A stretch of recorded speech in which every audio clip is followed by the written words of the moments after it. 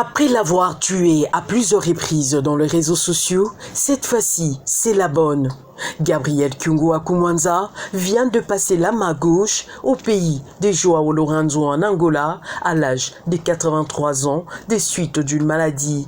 Sa famille politique regrette de n'avoir pas seulement perdu un leader, mais un père.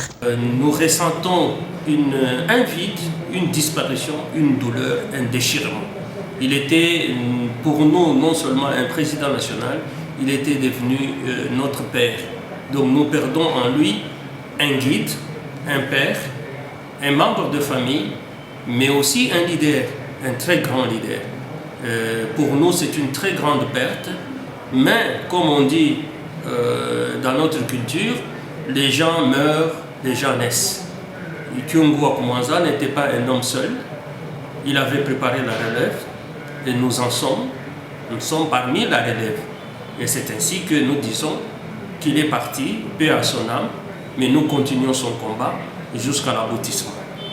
Mais quel est le parcours politique de Gabriel Kyungu Akumwanza? Les grandes lignes avec Godefroid Mwamba Mushimpaku, président fédéral de la ville-province de Kinshasa. Il faut le reconnaître que très tôt dans sa jeunesse, il a eu à représenter déjà les enseignants.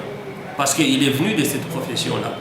Il a été aussi à la SNCC, où il a travaillé, où il était encore syndicaliste. Donc, des défenseurs des privés, il a été élu député national. Élu député national, il a défendu la nation congolaise.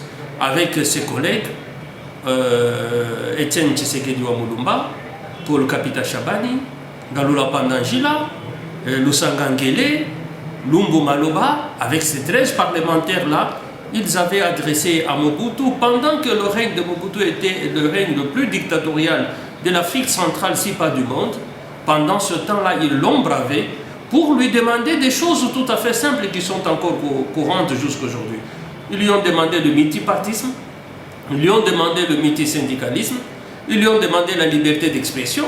Bref, ils se sont battus pour la démocratie. Après avoir combattu la dictature de Mobutu, il a combattu au début le régime de Kabila, qui aussi, à son début, n'était pas un régime clair. Il a fait aussi la prison sous Kabila.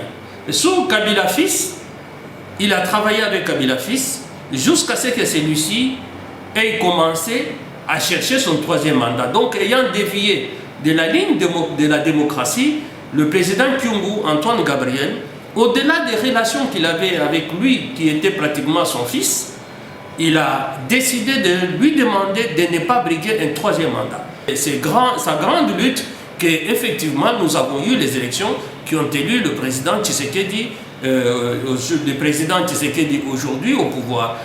Signalons que ce mardi, que le membre du directoire vont quitter Kinshasa pour Lubumbashi en attendant l'arrivée du corps en provenance de l'Angola.